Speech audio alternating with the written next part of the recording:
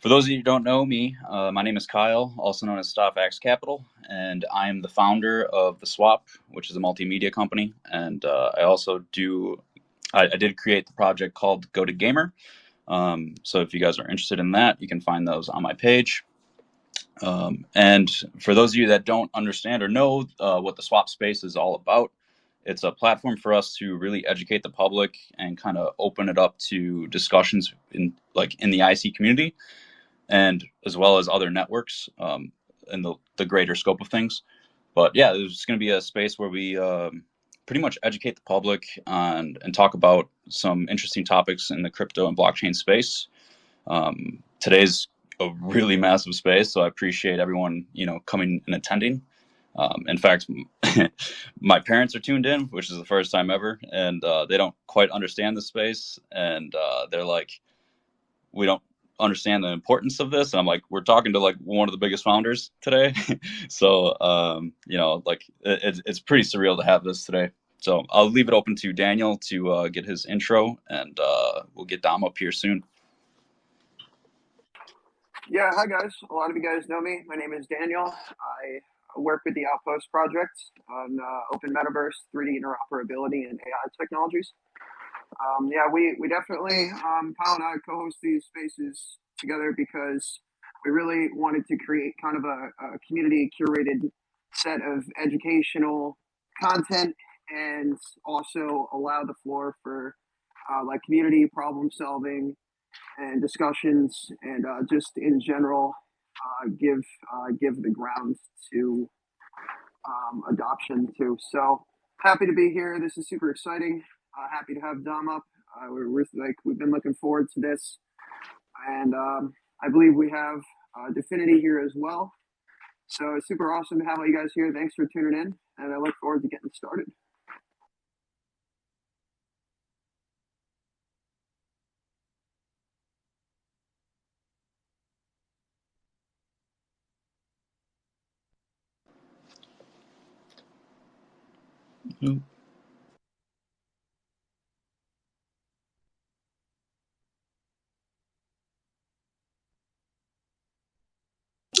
And before we get going, guys, it means the world to me if you could like and share this space. Helps to get a bigger spread of reach for the audience, so we can get some more eyes and ears, and further educate the public on these discussions. For those of you that aren't aware, we had a lot of internet computer projects up in the past, notably Catalyze, Discover, Tonic. We had DFINITY Dragons DAO, and then recently had Andra from District, and we have a bunch of more projects coming up later in February. We have a pretty awesome lineup, and we'll have a tweet later. We do have Ludo coming on tomorrow, but yeah, I'll open it up, and we'll get Dominic his intro. So for those of you who don't know, we have Dominic Williams, the founder and chief scientist behind DFINITY Foundation.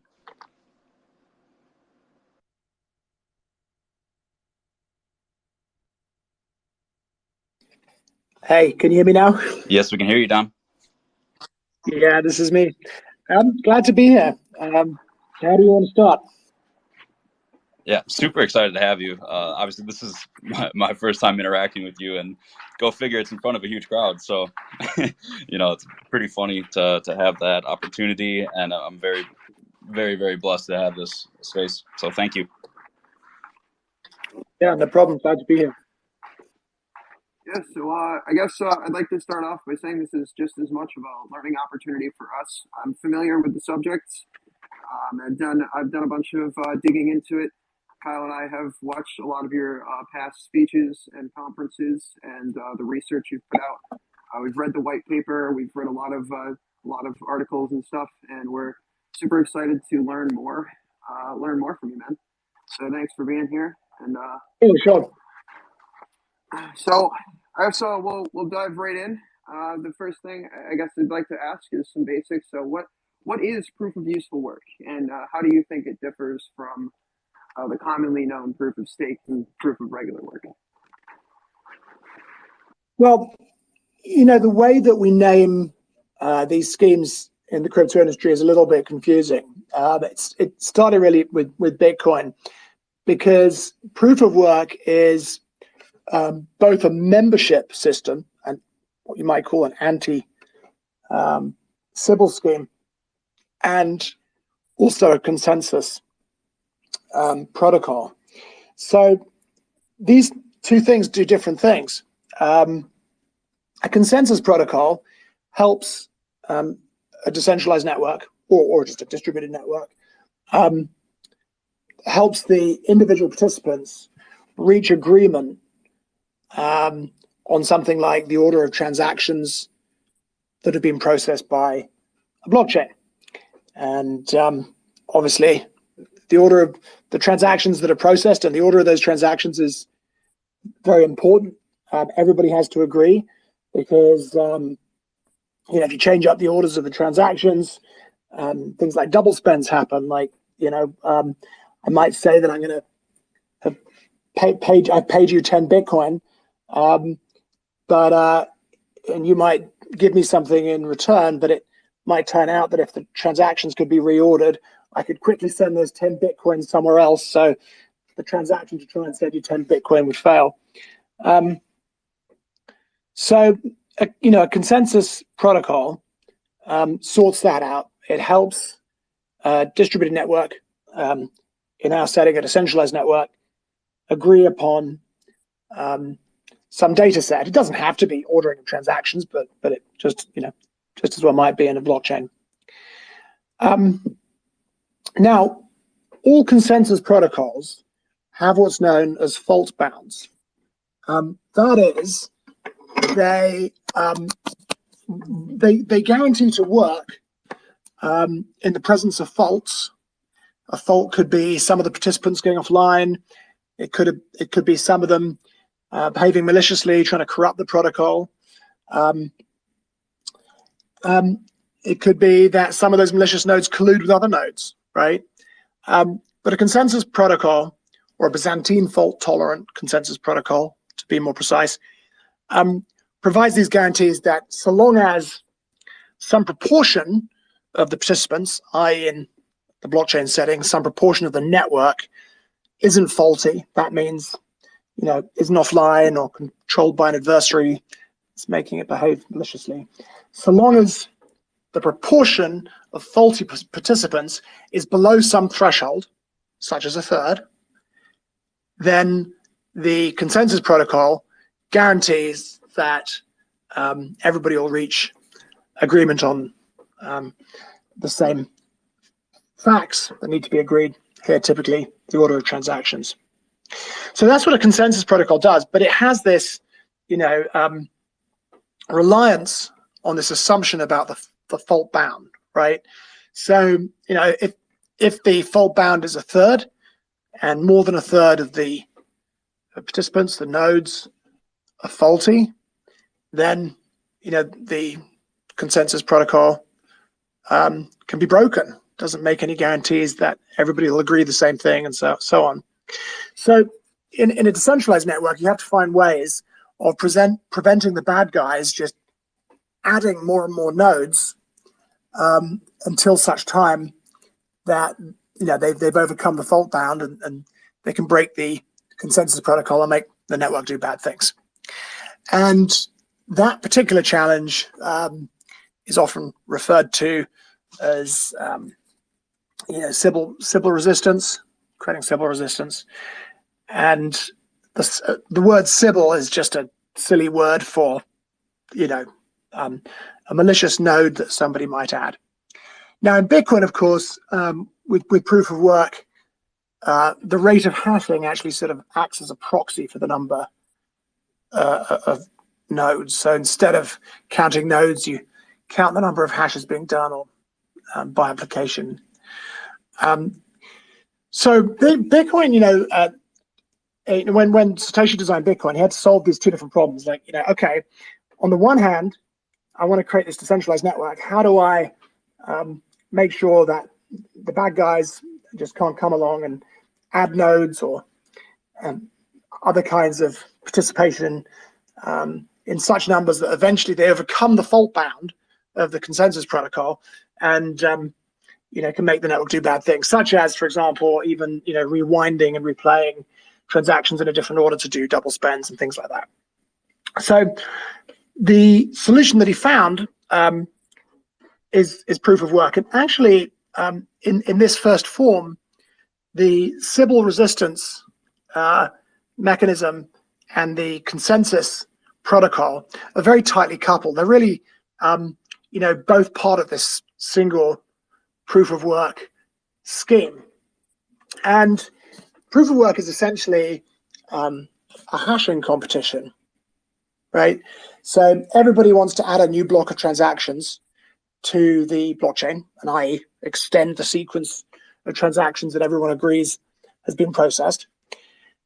And in order to add the next block, which also allows you to give yourself a block reward, you need to essentially find a nonce in your block of transactions that will result in the hash of the block starting with some number of zeros. So that sounds a bit weird, but a block obviously is really just a data structure. It's like a record with a bunch of fields, right? And one of the fields in the block is a thing called a nonce. It doesn't have any purpose other than for trying to find a winning hash, if you like. And you can just set this nonce to anything you like. And what you're hoping to do, of course, is find a nonce that will result in the hash of the entire block having some particular pattern. A hash is this thing that takes an input and produces a random output. You can't predict what the random output will be without trying it. So, let's say you've got a block of transactions. You want to know what the hash of the block is. You actually have to calculate the hash. You can't predict it. There's no shortcut. And so, a hash is just a long number, a very large number. And in Bitcoin, difficulty, if you like, is defined by the number of leading zeros you can get in that big number. If you can imagine a hash as a long string of bits, what you're doing is you're spinning this nonce in your block, in this record, and calculating the hash and seeing if it's got some leading number of zeros. Now, there's no shortcut. If you want to find a hash with these leading zeros, you just have to do it by brute force. Spinning the nonce, trying different values, and for the block, and hashing it and seeing if you just happen to get a hash with this number of leading zeros. And if you find such a nonce and the hash of your block has this number of leading zeros, specify something called the difficulty, you can now propose that block to the network. And usually if you've met the difficulty requirement, that's the only block that gets proposed, and your block gets appended to the blockchain. Everybody can agree once that's been buried sufficiently that that's permanent part of the chain. You get to keep the block reward you gave yourself inside, and you've extended the linear list of transactions that everyone in the network agrees has been processed. So two things are happening at once. Sybil resistance is occurring because in order to find a block with whose hash has got these leading number of zeros, you have to try a vast number of different combinations of the nonce. And so what you're doing is you're spinning that nonce, hashing the block, seeing if it matches. And in the Bitcoin network today, I don't know what the current numbers are, but I can imagine you'd have to try trillions of combinations before you actually find a nonce that gives you a hash of the block that has the leading number of zeros that you need. So that's expensive to do, right? So, if you want to, in effect with this scheme, the relative proportion of blocks that you add to the chain, and therefore your relative share of the block reward that's being dispersed by the network, is proportional to the number of hashes you're performing, i.e. the number of different nonces you're trying. So, the game really is to do as many of these hashes as you can and as efficiently as you can. And for that purpose, you need to get some mining hardware. Like typically today, it used to be at the beginning, you could, everyone was just doing this with a PC or something. But today, to have any chance really of competing with the other people, trying to add blocks, you need to get some special hardware. It's called an ASIC, application specific integrated circuit, that just is specialized for calculating hashes as efficiently as possible. And not only do you need to invest in this hardware, which is going to be fine, performing this hashing, you also need to power that hardware. So if you go inside a Bitcoin mine in Inner Mongolia, say, you'll find, it's like some huge, enormous warehouse. I mean, these things are often built on a colossal scale, to the extent that you'd look down the sort of corridor through the middle of all the machines, the mining rigs, and it almost sort of disappears on the horizon. And you've got all these like specialized mining rigs, which are just these ASICs, performing zillions of hashes, and they obviously consume a lot of power. So typically, they're situated next to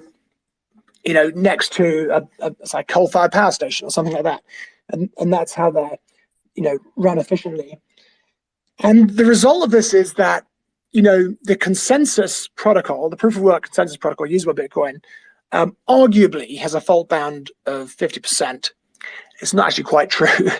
Turns out it's probably near a third, but anyway, theoretically, has a fault bound of sort of 50%. And an adversary that wants to break the network by adding, if you like, here it's not nodes, right, but hashing power in a way as a proxy for nodes. An adversary that wants to break the network by overcoming the fault bounds of the consensus scheme has to, acquire 51% of the hashing power, and that would be extraordinarily expensive. The adversary would have to buy these machines. Actually, have to buy these physical machines to, in order to be able to produce these hashes efficiently and have a chance of getting 51% of the hashing power. They'd have to install those machines, which in itself is an investment, in some building somewhere, and have some way of powering those machines. So, by merit of expense, proof of work makes it too difficult for an adversary to, if you like, add symbols, right?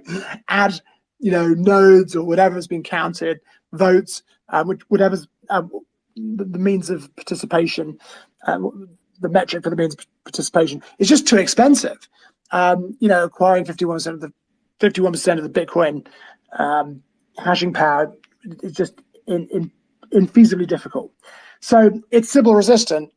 Now, what's confusing is that that Sybil resistance scheme is also sort of plays a key role in the consensus, the means through which the network reaches consensus. So when I mentioned that a hash is a random number, you can take any input, and when you calculate the hash of it, right, whether that's a block of transactions, a file, a text file, a video, whatever you want, whenever you take the hash of some input bytes, the output is completely random. There's no sort of connection.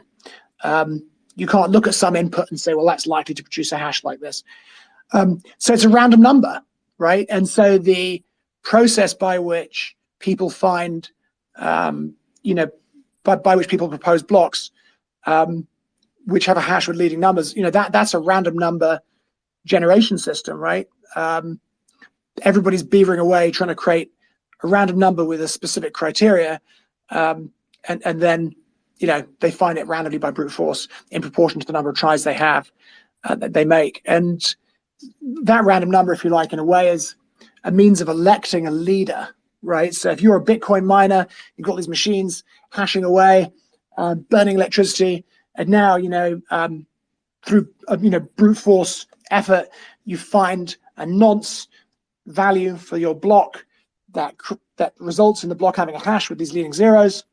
In a way, the network has randomly selected you to propose a block that more times than not will be added to the blockchain unless somebody else found a block at the same time. And then there's a kind of fork, and that has to be resolved. So in proof of work, these things are very, the anti-Sybil scheme, the scheme that, the system through which the network makes participation expensive to prevent the bad guy just overwhelming the network and taking control. That Sybil resistance scheme is very tightly interwoven with the consensus mechanism, which here isn't a traditional consensus mechanism. It's a blockchain, which is not non-deterministic in the sense that as a block is buried, it only becomes final with increasing probability, which is a bit different to traditional Byzantine fault-tolerant consensus protocols. But these two things, anyway, are very, very closely linked.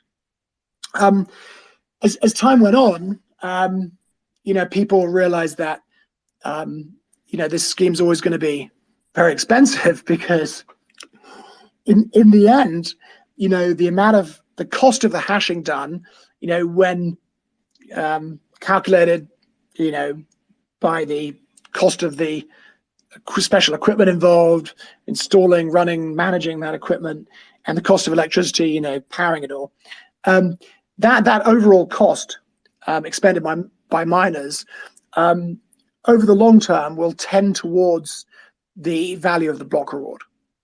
So if the value of the block reward is very high, an awful lot of money is going to be spent on ASIC hardware, and I think more pertinently, given the state of the world today, electricity, which of course represents carbon emissions. So for reasons of cost and protecting the climate, people began to look into different ways of doing things. And back in 2013, people were already talking about proof of stake on Bitcoin talk, and the idea was, well, couldn't you have a system where people deposited cryptocurrency, and that cryptocurrency became a sort of, if you like, a proxy for the expense involved, the proxy for the expense involved in Bitcoin mining that would provide Sybil resistance. And the idea was that different nodes or validators, as they call them, proof of stake, would have different amounts of stake associated with them, and the validators that had staked more capital would have a proportionally greater chance of creating the next block.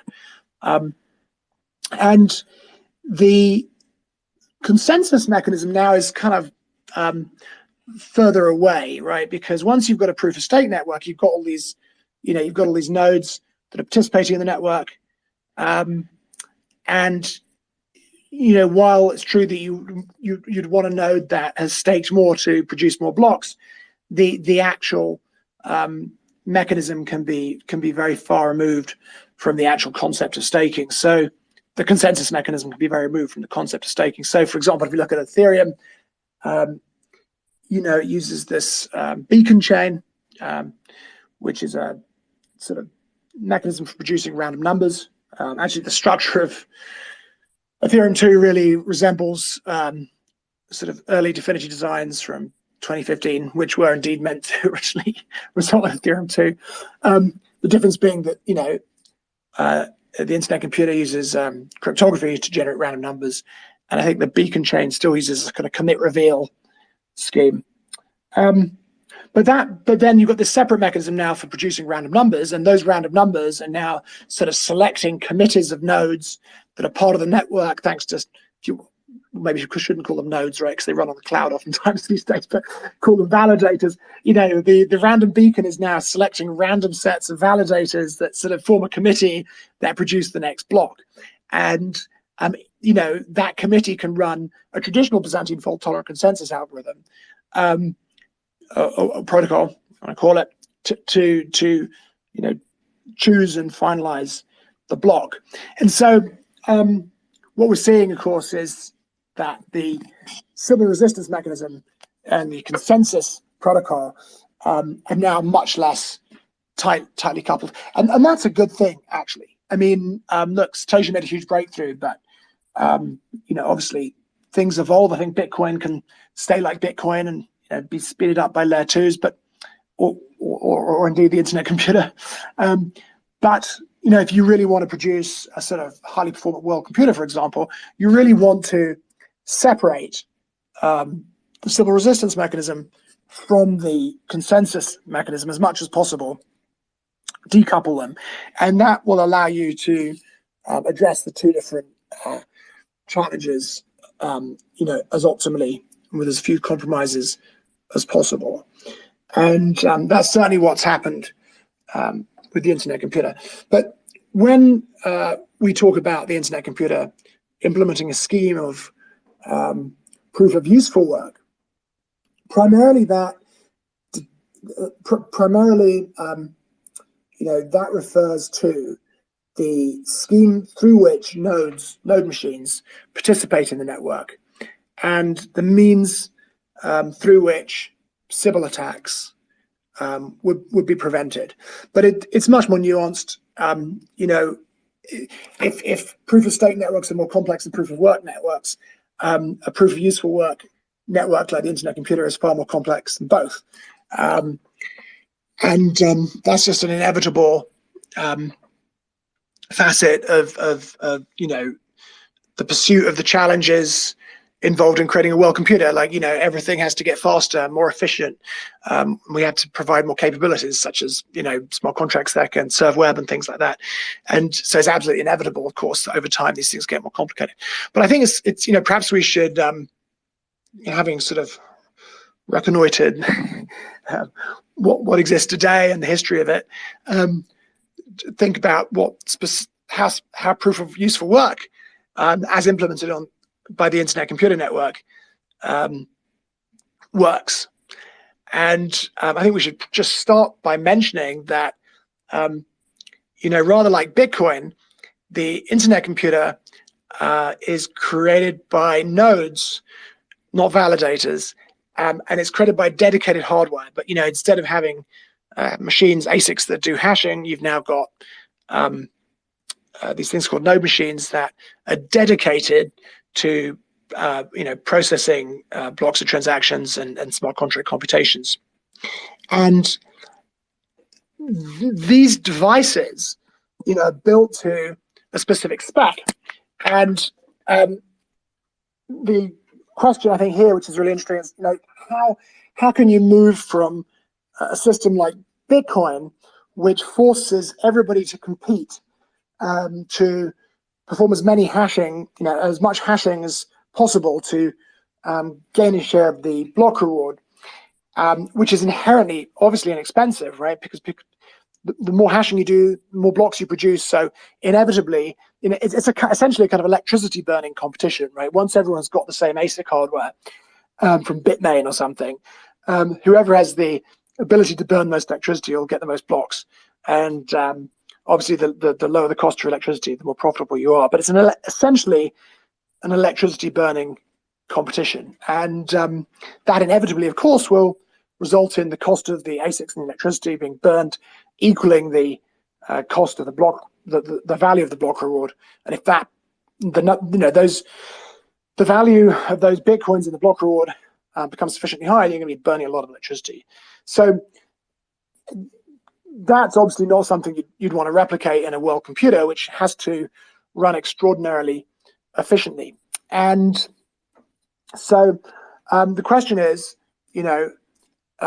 if Sybil resistance is obtained through making participation expensive, how is the internet computer going to obtain great efficiency in that way? And proof of useful work therefore takes a different approach. It's not a competition. The node machines, which are organized, and this is another layer of complexity, the node machines which are organized by the network nervous system DAO, which controls the whole network, are grouped into subnet blockchains, which get combined into one master blockchain. But when they're grouped together, those nodes are required to actually produce, if you like, the same number of blocks as the other nodes in the cohort. So the these node machines are built to standard specifications. They run a perfect random beacon, called the threshold relay, which is to the day the only perfect random beacon in the world. It's the only truly unmanipulable, unpredictable, unstoppable source of randomness, and that randomness will can't be manipulated by the nodes, obviously, in the subnet blockchain, and it selects individual nodes in these subnet blockchains to it says it creates a priority order of nodes in each round, and ideally the node that's at the top of that order produces the block. But if it's too slow for some reason, it just fails over, and the next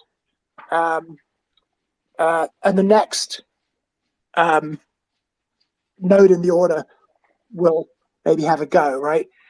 So the thing is there that the random beacon is perfectly fair, and if you've got sufficient bandwidth, and if you've got and if your node has been built to the correct standard specifications, so that it's got exactly the same abilities as all the other nodes, the same capacity for processing blocks and the protocol and smart contract computations, it should be able to produce a block every time the random beacon puts it at the top of the order. And the job of nodes is to do exactly that, to successfully produce a block whenever selected effectively by the random beacon, and not deviate. Now, if you built a node to a higher specification, it wouldn't help you, right? So let's say instead of building one of these node machines, they're pretty expensive at the moment, like 20 grand to build. Instead of building one of these standard node machines, you brought along some supercomputer. Wouldn't give you any advantage at all, because the random beacon is deciding when you get a chance to produce a block. So you're not going to be able to produce any extra blocks. But on the other hand, if you produce, instead of building your node to the standard specification, you decided to save some money because you don't want to spend 20 grand building this thing, and you built a substandard node for 10 grand, say, if the network's under load, you might not be able to keep up. And that means you won't be able to produce a block when the random beacon selects you. And obviously similar things can happen, for example, if the node didn't have sufficient bandwidth available. And that means that your node is going to statistically deviate from the norm. And essentially the network requires that you don't statistically deviate. And the Internet Computer Network is controlled by this thing called the network nervous system, this kind of DAO that's integrated with the protocols. Something for those of you who aren't really familiar with the space, it's a real DAO. I mean, I don't think I'll be unfair saying there aren't really many real DAOs in the world. There are lots of things which are more like social constructs, like that ApeCoin thing, where someone posts some text and then people vote on it, and if it gets enough vote, the idea is that the developers are meant to sort of follow the instructions. When I talk about a DAO, I have a very different kind of thing in mind. A DAO for me is a decentralized autonomous organization that actually makes decisions and takes actions automatically. So the Internet Computer Network is run by this thing called the network nervous system, kind of advanced DAO. People put proposals in and so on. When the proposals are adopted, it actually executes them automatically, such as upgrading the protocol. If a proposal goes into the network nervous system to upgrade the protocol, it actually installs updated software on the node machines. So the whole thing runs under the control of the network nervous system. So, is there a way that you could explain to me the difference between the like a governance mechanism and a consensus mechanism, and how proof of stake? Because if the NNS would you consider the NNS proof of stake, I guess, would be my first question. And what would that lead to on the side of controlling node software? Well, the node nervous system DAO is definitely not proof of stake. I mean, you can it's true that you can stake ICP within the network nervous system, but really you're just locking governance tokens to participate in voting.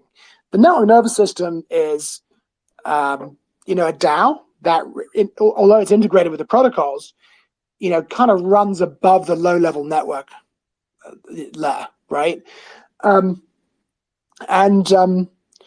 think in the end, you're going to see every network doing the same as us, right? Here's one of the funny things with DFINITY, right? You'll see that, we do things, people say, well, that's rubbish.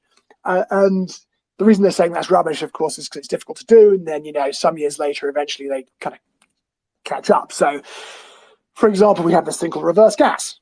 Everyone's going to do reverse gas. NEAR is spending an awful lot of money on R&D trying to get that feature out. People say that, having a DAO running your blockchain is centralized. Well, it's obviously completely the opposite, right? It's a decentralized, autonomous organization. Much, much better than having like a bunch of insiders working at a foundation, or even worse, a company, right? Like Solana Labs or Avalabs. That bunch of insiders sort of coordinates all the people running validators whenever they need to upgrade or want to upgrade the protocol. It's much better to have a decentralized autonomous organization controlling a network. So, everyone's going to do that, right? So if you look at Ethereum, look, there's a concept of slashing, right?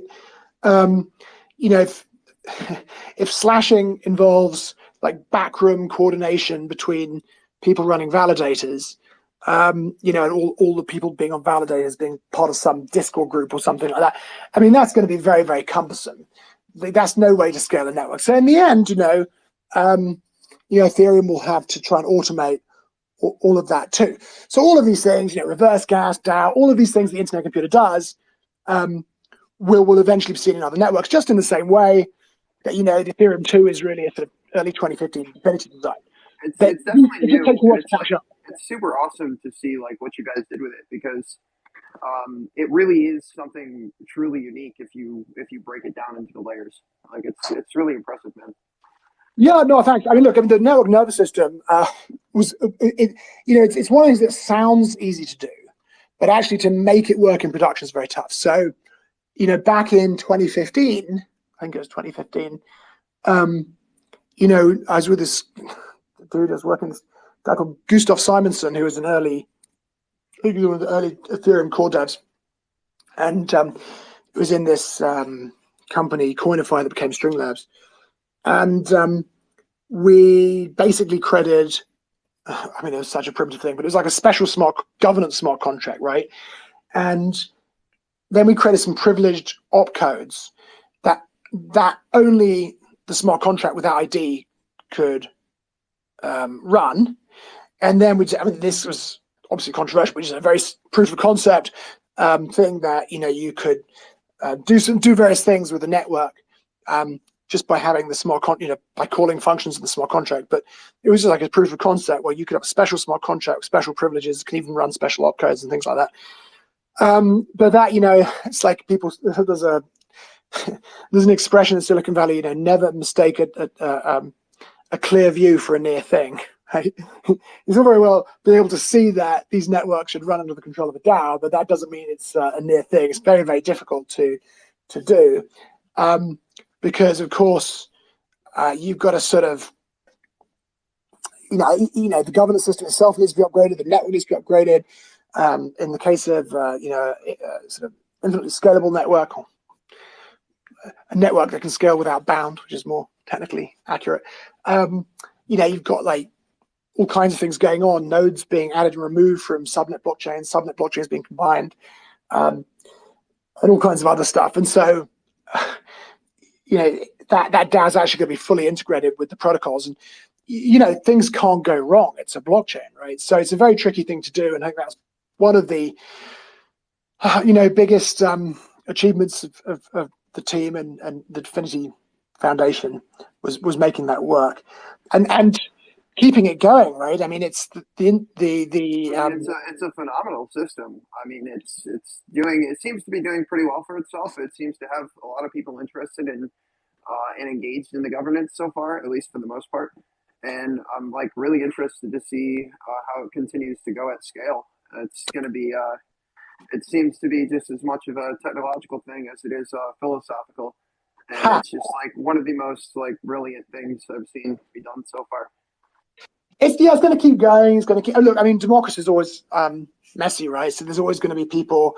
There's going to be different, proposals being put in that sometimes contradict each other and so on. And there's going to be arguments about which ones the network nervous system should adopt and who's got the most voting power.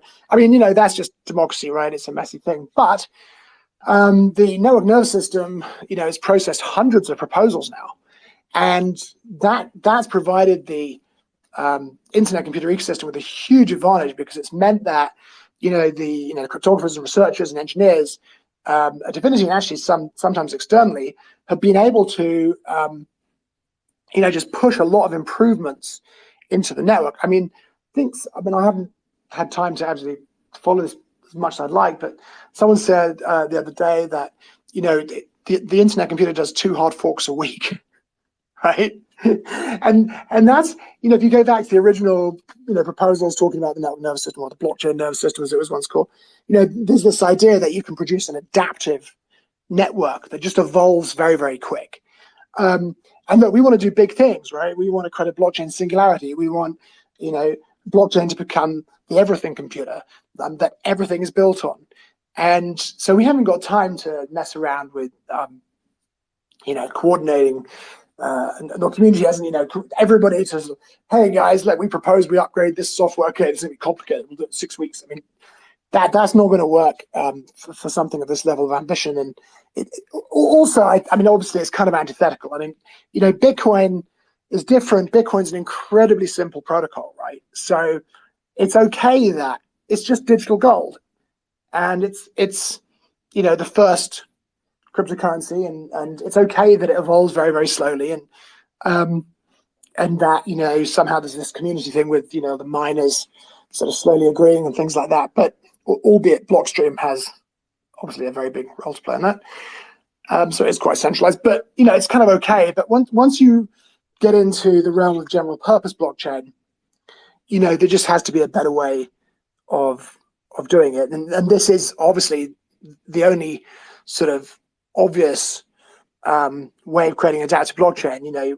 You've got 2 choices. Either you have like a company like Solana Labs or something, or Ava Labs, basically dictating how everything goes and coordinating people behind the scenes, or you create a centralized autonomous organization. And I think obviously that's the way to go. And what's I think important about, with respect to proof of useful work, what's important about the network nervous system is that it's responsible for slashing. So you could, of course, I talked about nodes. Nodes are meant to be built to this standard hardware specification, and so long as they've got enough bandwidth and they're just running as they're supposed to run, they're not going to fall behind. They're not going to statistically deviate. They're going to create the expected number of blocks, because the random beacon is completely provably unfair. Sorry, not unfair, fair. That'd be very bad, right? Provably unfair. No, it's actually, it's the only provably fair random beacon in the world. It's completely unpredictable. So, so long as you've built the node to the correct spec and it's got available bandwidth and things like that, it's not going to statistically deviate.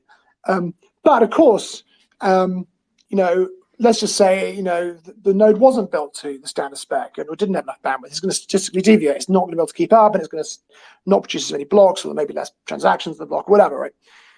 So then you get to the thing like you've got to slash the node, and modern networks which decouple the Sybil resistance from the consensus process all need to have this concept of slashing. Like, what happens if one of the nodes in the network isn't doing its job? We need to slash it.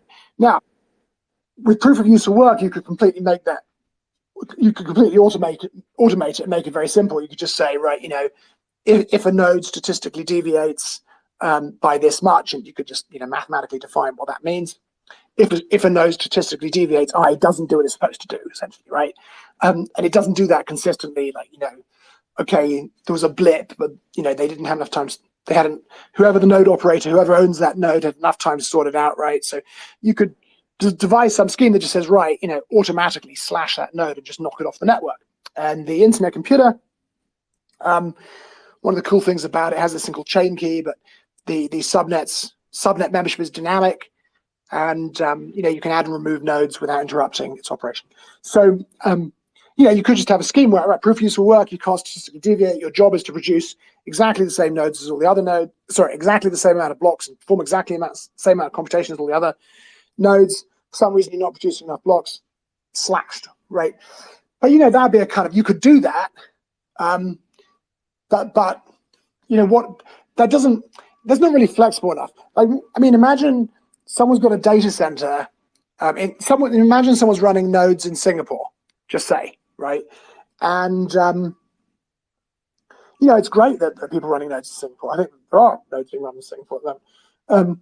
But imagine that some deep sea trawler pulls up a whole bunch of undersea internet cables, providing connectivity to the data centers in Singapore generally, just some kind of freak event. Well, I'm sure there are backup routes and all the rest of it, but essentially the nodes in the internet computer nodes in the Singapore data centers in such a situation would begin to statistically deviate. I mean, it wouldn't be their fault, right? So if you completely automate slashing, the danger is something like that happens. All the nodes in Singapore data centers get slashed. So leaving the slashing up to the governance system, the network nervous system, is a better, much better option.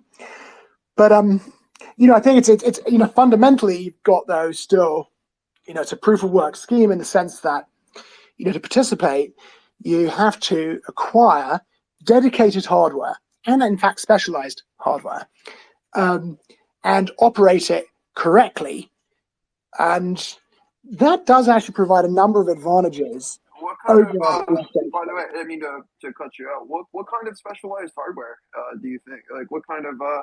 I've looked into it a little bit, but I'm interested in what exactly makes the hardware specialized. So, obviously they're built like from like a, if you like, you can think of it like a base configuration of a typical blade server, right?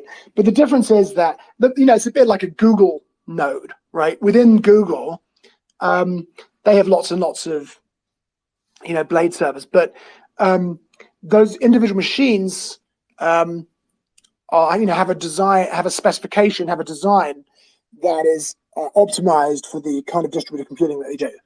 And among those optimizations, the machines don't have any redundancy. So, for example, you wouldn't have a redundant power supply.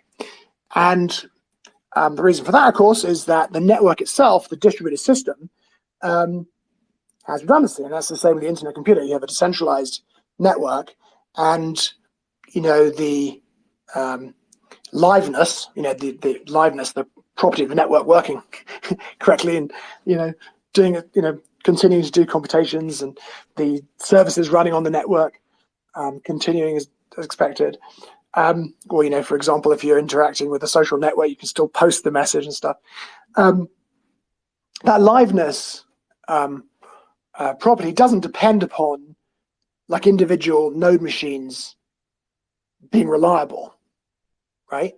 It depends upon a sufficient number of node machines which are run by independent parties in different data centers in different parts of the world and different jurisdictions. It depends on a certain number of those node machines continuing to run. And so obviously, that'd be the first and most obvious difference. Like, these node machines don't have things like redundant power supplies or RAID arrays. Typically, if you buy a server machine, if you're a corporation, you buy a server machine, you'll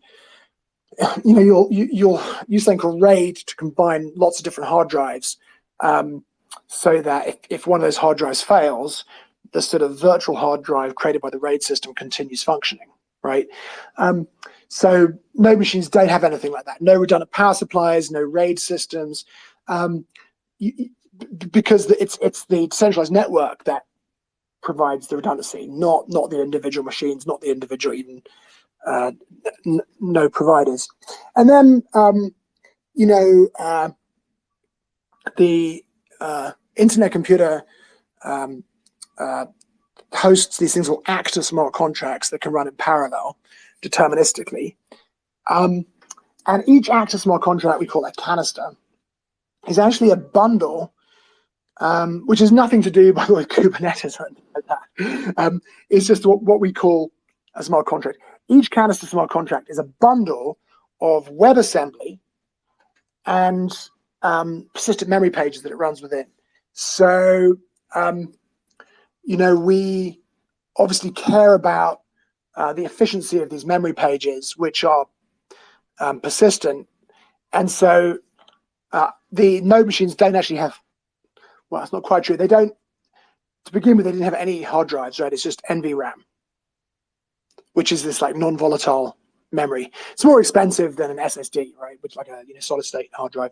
But it's much more performant. And now there've been there's new node machine specs, and because everyone has to the network will only combine node machines that are built to the same standard spec. Now there are SSDs being added to these, and that additional sort of available storage capacity will be used for something called immutable storage, which is going to make it much less expensive for people to do things like video streaming, decentralized YouTube, for example, on the internet computer. So what else is there? Oh yeah, then there's also there's a thing, there's like Rome Epic chips, or they Milan now, and it's like AMD chips. They have this thing called SEV, Secure Encrypted Virtualization, and we actually have that in all the existing nodes, but there's a new version, there's a new node machine standard, where instead of having something SEVES, encrypted state, it's SEV-SNP, forget what it stands for. But essentially, that makes it possible to make the nodes a black box, right? So, say, for example, you're a node provider, as they're called, like somebody who's acquired a bunch of these node machines or built them or whatever you've done, and you're running them in data centers. And then you realize that your node machines, some of your node machines are in a subnet, right? You don't control it yourself, obviously, it's done by the network nervous system, but some of your node machines are participating in a subnet that's hosting some smart contract, canister smart contract that's got some data that you want to sort of get a peek at, right? And so what you do, you go into your data center and sort of, you'd have to open up the machine and look at just take a copy of the data and the NVRAM and so on. Hey, Dom. Sorry to... The SEV is a black box, and you can't do that. SEV-SNP prevents you doing that. It kind of creates everything's inside a kind of secure enclave, and that means that even the node providers, people with physical access to the node machines, can't see the data.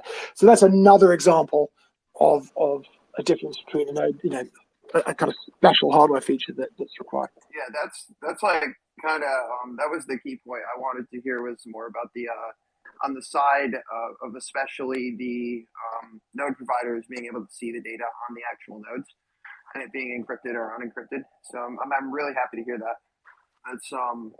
That's like super awesome. Yes, it's another topic, obviously, privacy. But I mean, you've got different levels of privacy, right? I mean, today most node providers are completely honest, right? They're not looking on node machines to try and see what's inside, private smart contracts, right?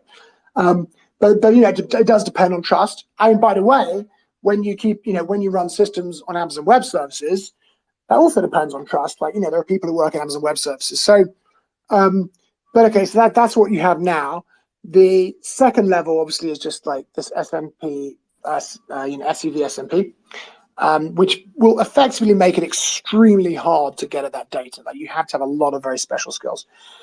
And if that doesn't satisfy you, well, obviously you can just use pure cryptography. Like, there's some demo thing called IC Vault, and I can, for example, like a file, you could create like a Dropbox on the internet computer, and what you do is you'd encrypt all the files that you upload, but you do it in such a way that you could instruct the smart contract to re-encrypt that file to someone else's public key, and it never goes through plain text. So, for example, I could upload the file in encrypted form onto this Internet Computer Dropbox, and let's say I wanted to give you access, right? You give me your public key, and I tell the smart contract to re-encrypt it to your public key, but it never goes through plain text, and that obviously gives you, absolute security. So, I think with all of these things, there's like a spectrum, right? And it very much depends on the use case, right? The trade-off. Hey, Dom. The trade-off. I know you've only got a few more minutes. I wanted to give the Swoop to see if they had any closing thoughts or closing questions they wanted to ask. Sure. Yeah, thank you. So yeah, Dom, you actually answered a lot of my questions. And when I previously looked at your, when I researched more on you in the past, I believe it was like 2015, you mentioned the 3 E's of Sybil attacks. And I know you kind of touched on it on what that is to the internet computer. But do you do you remember like what those are called? Like it was like entry. You have 3 different kinds of you have 3 different forms of Sybil resistance, right? There's the 3 E's: entry cost, existence cost, and exit penalty. So if you look at something like Bitcoin, well, entry cost is obviously the requirement to purchase effectively this hashing equipment, these ASICs, these mining rigs, right? So you've got to invest some money buying those mining rigs, and then once you've got those mining rigs, you've got to set them up so they can work, right? Now, at a large scale, that's very expensive. You need like some warehouse somewhere, and you've got to pump all this electricity in and things like that. So setting that up is the entry cost. Then you've got existence cost. Now that's the cost of making these machines run, and obviously the main cost will be electricity in the case of proof of work. But you still got to have like staff running around maintaining these machines and so on. Maybe if it's a very expensive mining operation or a very large mining operation, you need security, security staff to protect it. So all of that is existence cost. In the case of Bitcoin, you don't really have much exit penalty. I mean, arguably the exit penalty is, you've got to sell your mining rigs and you're going to get a much worse price than you paid for them, and you've got to sort of get out of all your contracts for bandwidth and all that kind of stuff. So there is some exit penalty, but you can make it kind of higher. If you look at proof of stake, the entry cost is the capital, right, that you've staked, and that's can be made arbitrarily large, right? That's one of the nice things about proof of stake. You can say, right, if you want to add a validator, it's got I think Ethereum is like 32 ETH, is it, or something like that? I forget what it is now. But there's some minimum number. That's quite ridiculous, actually. yeah. There's some minimum number of ETH that you have to stake to create a validator. I mean, they've still got like 500,000 validators, which don't get me started on that. Like it's very expensive. No, put it this way: it's very expensive to replicate, computation and data across 500,000 validators, which for the most part are all running in the cloud anyway. So it's not decentralized. It's just 500,000 replications of data and computation. So I think there's some work that needs to be done there to force some of these validators off the cloud. But I mean, one way of thinking about it is, although these aren't, and this isn't hardware, right? And this is part of the problem, my problem with proof of stake. Essentially it's just like this, software instance that's spun up on a virtual computer on Amazon Web Services or Google Cloud or Hetzner or something like that. And as we've seen, like the cloud can just switch them all off. Like, a few weeks ago, Hetzner decided they didn't want Solana nodes anymore. And they literally just, ran a script, found out which nodes were running Solana, pressed a button, and more than 1,000 of them just went offline in the blink of an eye. And that's like 40% of the network just disappeared. So obviously it's not decentralized really. But anyway, aside from that, you entry cost of stakes, the crypto, there isn't really much existence cost. You're paying for the validator. You might be, in the case of Solana, actually using a lot of bandwidth. It's a very chatty protocol. Most of those transactions, it's not, like 80-90% of the transactions they claim are actually protocol messages. Very chatty. So you've got a lot of this consuming a lot of bandwidth. So that's your existence cost, but it's not like anything at all like proof of work. On top of that, you could also add the cost of capital. Like there is a sort of implied cost of capital, right? because you could take that capital and put it into T-bills and get like coupons interest effectively. And then with proof of stake, you can do exit penalty much better. So, if somebody is doing something naughty, let's say, some, I wouldn't say minor, but, somebody runs lots of validators, decides to be evil. They go a bit too far with minor extracted value or something, which is not the kind of thing you do in those schemes. And they do something evil. It's possible for the network somehow through some voting process, I went down in the end, but through some process to expel that validator operator and maybe slash all their nodes and maybe even seize some of their stake. So the exit penalty can be very, very powerful indeed. Hey Dom, we're at the top of the hour. I know you've got to jump. I did want to say thanks to the Swop for hosting this, and thanks to Kyle's parents for attending. Yeah. I appreciate the shout out. One last thing, if I could get this, I guess, brought up, Dom, before we head out, is there anything that you would like to say to the internet computer community? Like anything that might be inspiring or whatever to projects. I know they're excited to have you present in the community, and if you just had an overall message to share before you leave, that'd be awesome. Look, I mean, obviously, we believe in what we're doing. We're not here for the money.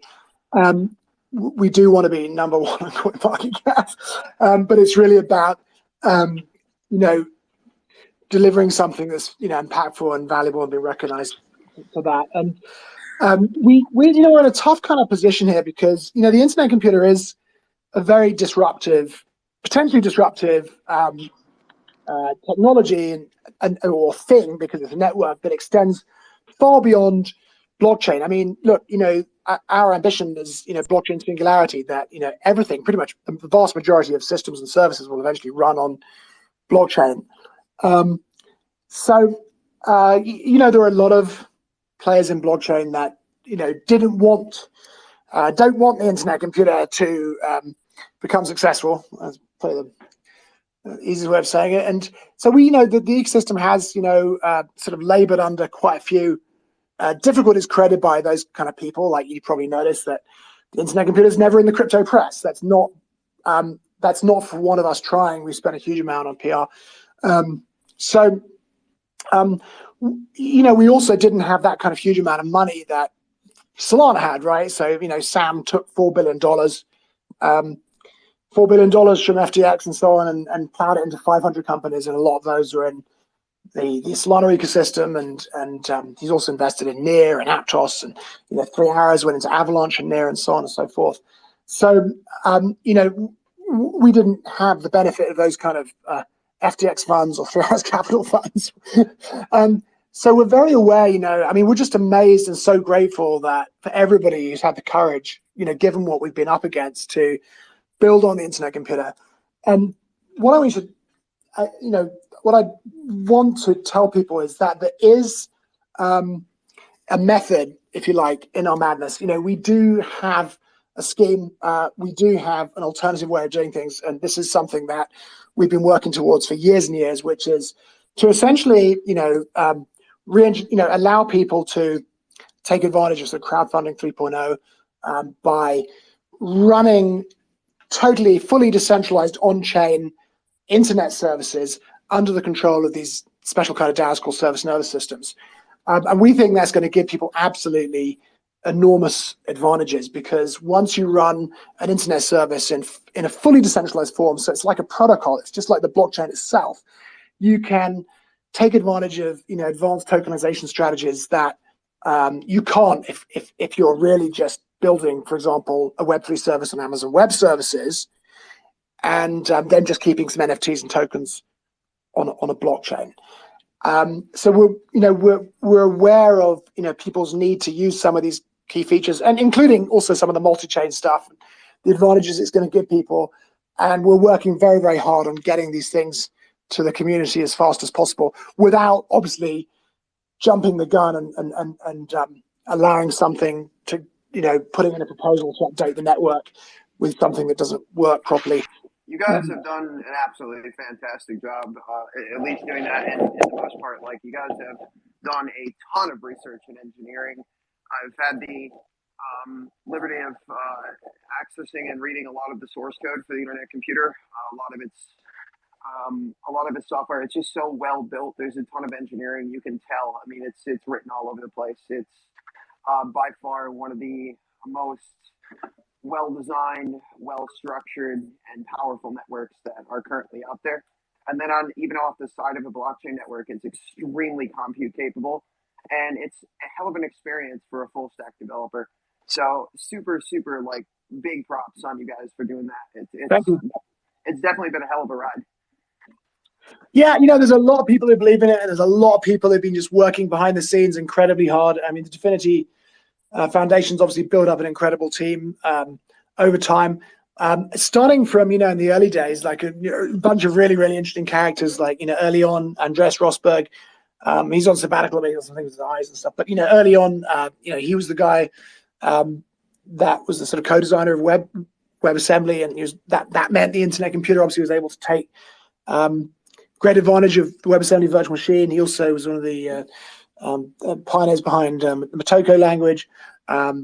People like Timo Hanke, who did ASIC Boost for the Bitcoin community, all kinds of Ben Lin, the L from BLS, and all kinds of interesting characters early on. But then, that over time, the foundation had to change and sort of scale up and become this pretty hefty technology organization, which was able to, combine kind of complex cryptography and research with engineering in order to actually ship this thing and get it running. And, that team is full of people really, really believe in the mission and the tech, and that work incredibly hard on it. And, it's their sort of unceasing work that's making all this possible. And, everyone right now, I can tell you, inside DFINITY is focused on, shipping this kind of icing on the cake, if you like, these features that will really enable the community to take things to the next level, such as the service nervous system and multi-chain stuff, the chain key capabilities. And so it's all in the works. I think hopefully 23 is going to be a huge year for this ecosystem. I think it's going to be. I think once people see the power of running like internet services, like Web3 services fully on the blockchain, no cloud computing, running these Web3 services under the control of DAOs, service nervous system DAOs, in the modes of protocols as though they're part of the blockchain, so they can fully tokenize in very sophisticated ways. And once people see the results of like crowdfunding 3.0, when liquidity can come in from other blockchains without bridges because of chain key and things like that, and people can use things like ICDEX to actually, make these governance tokens tradable very, very early on, and that's going to be very big. And I think we're going to see a lot of projects popping up all over the world that wouldn't otherwise have ever had a chance of really having a go at accessing the global tech economy, because it's something that really does need democratizing. And I've seen the difference between, I was in Silicon Valley for 10 years, and before that, I'm out of there now. There's a difference in terms of the capital availability and things like that. So I think 2023 is the year when it all happens. And hopefully a lot of this stuff now is days or weeks, a few weeks away. We're getting there. No, you guys have been doing an absolutely fantastic job. And like I said, as a full stack developer, we've tested a lot of things here on the Internet Computer, and it's very compute capable. I mean, we've managed to put things on chain I never would have thought ever would have reached a blockchain. It's absolutely crazy, and the experience really isn't like, it's the candid, the interoperability, the language agnostic experience. Like, it's really, really different, even on the compute, the distributed compute side. And I'm just extremely impressed with my experience in the IC. I've been building here since Genesis. I think it's capable of much, much more. And I think that 2023 is going to be a hell of a year for adoption, in my opinion. Yeah, and we've also got other things as well, which I think could surprise everyone, like, what this thing, wallet apps, this idea where, people install, an app on the Internet Computer, and they're the controller, like they control it. It's in their wallet, so to speak. There's no centralized parts at all. It's just fully running on it could be like a a simple thing like an encrypted notes or something like that. But I think there's a huge number of different wall apps that could be created. So there's a whole load of stuff coming. Also, we're going to keep driving efficiency. We're going to have different kinds of subnet, which you won't access directly, but you'll be able to tag code. That will, we want to see things like, game servers, or game server functionality, like, for multiplayer games running on the internet computer. We want to make sure that people can do cost effective storage for things like, video. And so it's, we've actually done a lot of research with multiplayer servers on the internet computer, and we're very, very curious about the subnets and the specialized subnets for not only storage and like canister management, but especially things like multiplayer AI and ML compute. We're extremely excited for that stuff. So we're looking forward to experimenting as soon as it hits the ground. We're on it. Yeah, there are people working on all these things. So there are some real big features coming in the very near future. So I think this year is going to be big. I think really exciting things are going to happen. Yeah, Dom, on the Crypto Wendy or maybe it was the Anthony Day interview that you did recently, you mentioned that the internet computer could possibly get up to billions of transactions a day before summer. I think it's possible. Look, I think before Christmas, it sort of went down, but I think it was like I think we hit some days where it was doing 750 million in a day, and then it's going to come down to 400. Now it's back up half a billion. I think things like ICDEX, like once that thing is fully decentralized, running under control of an SNS, and it's using chain key to list every sort of crypto asset you can imagine on other chains without a bridge, because it's order book based. Just something like that alone could generate a huge number of transactions. Then you've got all these social sort of Web3 social networks that are going to hand over, fully propose to the network nervous system that they fully decentralize, and the network nervous system creates a service nervous system to take over. And when that happens, I think they're going to many of them are going to start airdropping governance tokens to users. I think a lot of this stuff could create different kinds of frenzy. And so I'm pretty bullish. Going back to that thing I said before, never mistake a clear view for a near thing, right? But crypto is very dynamic. Things can happen pretty quickly. Because of the kind of the crypto press news embargo on the internet computer, this fucking ridiculous thing, a lot of people just don't know anything about it, which is absurd because obviously it's one of the original crypto projects. It's the biggest R&D operation in crypto. It's like it really is breakthrough tech. But I think that it will start increasingly to, it's the things people are building that are going to bring it to the attention of the masses, especially when people get the idea that, wow, like these services are running in a fully decentralized form. They're not on the cloud. They're fully on the blockchain. And that means they're running under the control of a DAO. There's no developer behind the scenes. It's the Wizard of Oz. You can delete your data, make modifications, steal your tokens. Imagine that, right? Like something like somebody's like, I always mention open chat. There's lots of like Catalyze and lots of people working on these kind of concepts. I just happen to know the open chat team. That your chat account is like a crypto wallet too. So you can send crypto with chat messages. At the moment, it's only ICP, but in the future, it can be Bitcoin, Ether, ERC20, NFT, whatever, right? And now you just can't do that with a centralized architecture. Like if you want to build something like that on Amazon Web Services and then just keep some tokens on the chain, like getting that kind of level of integration is very, very difficult and very difficult to trust something built on Amazon Web Services with all your crypto, right? It needs to be running on the blockchain under the control of a DAO. So I think when people begin to understand what's happening and see that they can also participate in these Web3 services and become active users, referring other users or helping with content moderation or creating amazing content that goes viral on the service, that through that, they can, become, the decentralized Web3 service will actually sort of treat them as founders, if you like, by giving them governance tokens as rewards. And when, users realize that, you can participate in these things and become kind of founders and, effectively owners and part of the team. I think that's going to be pretty viral. That's my bet. it gets going. I don't know how quickly it's going to take off, but my guess is faster than people realize. And that's not far away now. It's going to start happening soon. So that's why I think it's possible that we could go from where we are now, which is 500 million transactions a day, to sort of like, I don't know, more than 1 billion transactions a day by the summer. But we'll have to see, right? Who knows? Crypto winter. I'm optimistic. I'm optimistic. Kyle, I think you wanted to say something here. Yeah, no, that absolutely is gonna blow my mind once we see like transaction like that. I know you mentioned in a tweet recently, it was like possible that ETH integration could come up before ETH Denver. Do you see anything big happening with that immediately once that's like capable?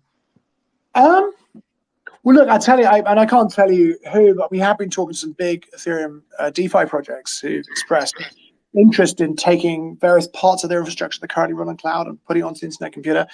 We haven't had time to follow up on that yet, but we will. Certainly, you can do it at the moment. We did a demo for that Uniswap demo where the front end was on the internet computer, but it was the real Uniswap. It just been migrated there, and you could like initiate transactions and stuff using II.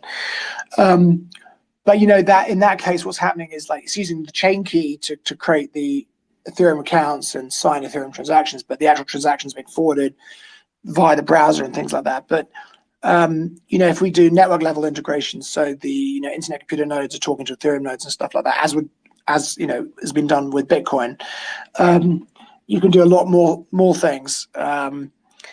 And it becomes much easier for developers to use. So that's what we're doing. And I don't have a timeline, but I don't think it's going to take that long. I mean, Bitcoin was really the complex one because of the UTXO model. But I think Ethereum will, hopefully be faster than Bitcoin. I think it's good that either way. I think it's good that the engineering teams and the research teams take the time and dedication to make sure that it's done right, it's done safe. It's nice and quick. It's easy to use. It's developer user facing. I think that's important. So there's no rush on greatness, man. Rome wasn't built to. Yeah. No, totally agree. And you don't want to. You don't want people to lose. Hey, this is fucking great. There's chain key. You can just put your Bitcoin on the internet computer, and there's no bridge. It's totally trustless and decentralized. Well, the flip side of that is obviously if the cryptography goes wrong, all your Bitcoin disappears, right? So that wouldn't be good. It's got to be done properly. And also, I don't want to get into the gory details, but the actual, the chain key crypto that's doing this threshold ECDSA and stuff like that is actually pretty complex. Like everyone knows you can do threshold ECDSA. There are threshold ECDSA schemes out there on GitHub, but the problem is they're not performant enough. The question is, how do you create the secret shares? You need to, you need a non-interactive DKG. You need to do resharing because, of course, blockchains don't have static membership. Nodes are coming and going. And in the case of our implementation, it's actually constantly resharing to rotate key materials. So if you have something called an adaptive adversary, like somebody who's creeping, somehow sneaking into data centers and collecting key material from nodes, it doesn't work, right? Because the key material is only valid for a short while. So when you put all that together and the keys are also being backed up between subnets and things like that as well, just to prevent Armageddon. And that has to be done in a way that's also secure.